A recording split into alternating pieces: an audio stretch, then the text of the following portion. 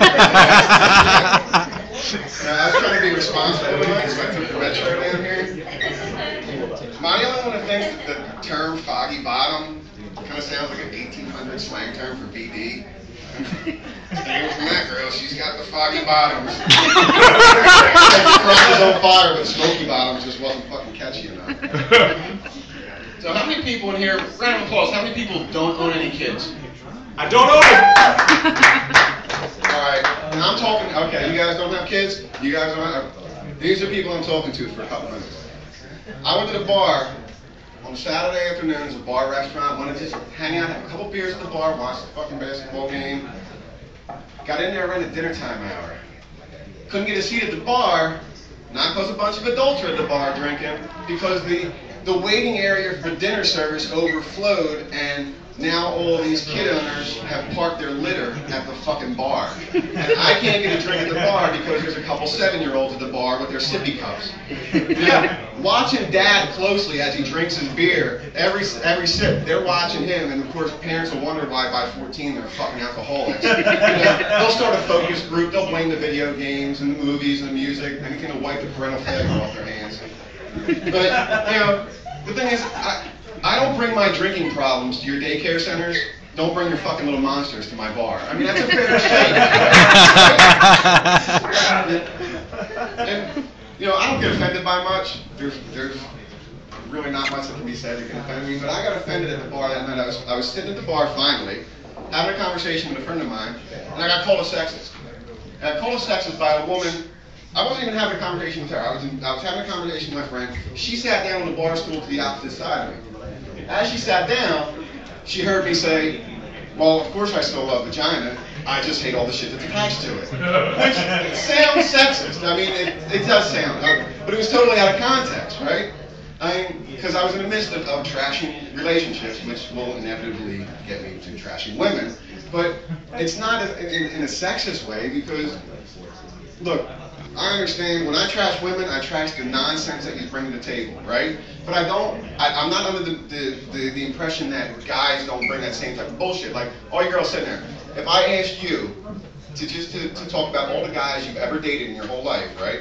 And then make a list of all the bullshit they brought to the table, I'm pretty sure that there's a handful of things that every guy brings to the table, am I right? Well, I don't date guys, I don't know what those fucking things are, I can't write jokes about them, so I trash women, sorry. And besides, if I was just to talk about the nonsense that I bring to the table, we'd be here till last call Thursday. I bring too much shit. And that's part of the reason I'm basically done with relationships, because I stink at them. I don't cheat, there's nothing like that, I'm selfish. I'm a selfish prick, and I admit it.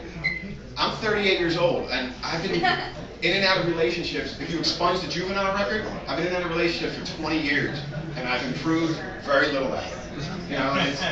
It's like anything else. I look at it like, anything you got to put your heart and soul into to be successful at. Whether it's painting or playing a musical instrument or sculpting, or if you wanted to be the next great painter, right? Would it take 20 years of drawing stick figures before you realize that maybe you just can't fucking paint? Maybe you should put the brush down. So yeah, I will trash the nonsense that women bring to the relationship, but I'll trash myself and the silly shit that I bring to the relationship. Phone cord's off. This is a hazard right here. It's all tangled up. I'm about to trip it. But any Catholics in here tonight? Where are my Catholic people at? They're drinking. But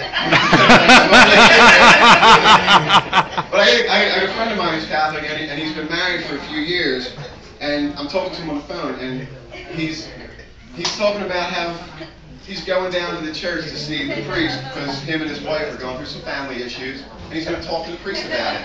And that's kind of crazy to me, because here you got a guy as a priest who he's never in his life been, he's never been married. What kind of advice is he going to give to a person going through family troubles? I mean, you'd be better off taking your tax problems to him. There's a chance that at some point in his life he's filled out a 1040EZ. There's some sense of experience there, right? And, if you're taking your tax problems to the priest, this is what you can do to keep the accountants in business. You take your family problems to the accountant. You can be like, hey, I can't come out this weekend. I'm going down to see Steve, the accountant. Yeah, yeah, motherfucker, I know it's nowhere near tax time. Me and Sue have been having some issues, and, you know, we're going to talk it over with Steve. And as silly as that sounds, you know what? Maybe Steve the accountant's married. Maybe Steve the accountant, he's put on a couple pounds, and his wife don't look at him in the same way that she used to when they first got married. Maybe Steve the accountant's kids are in that teenage years, and they don't want to fucking talk to him. The point is, Steve might be going through the same shit that you go through, and he can actually empathize with what you're going through. And plus, it's a lot less likely that Steve the accountant's going to try to face fuck your kid on the way out, so everybody gets to go home happy.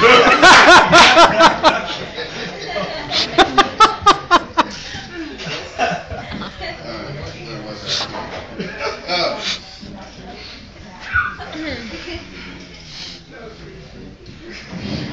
Sorry. Lost my train of thought there for a second. The problem is, like, getting back to relationships, I want to be honest. I kind of want to be, but it's like I said, I've racked up a lot of fucking emotional baggage in my life, so if I happen to meet a woman, and I'm honest with her, and I put all my shit out there for her to see, all my emotional baggage, and she takes a look at my big pile of nonsense, takes a look at me, my nonsense, and it's like, all right, we can give this a try. That thought's terrifying, because if she sees me as the best that she can do, she's at least as fucked up as I am, and probably even in worse shape. So, that's the end. All right, I'm out of here, man. Everybody, thanks for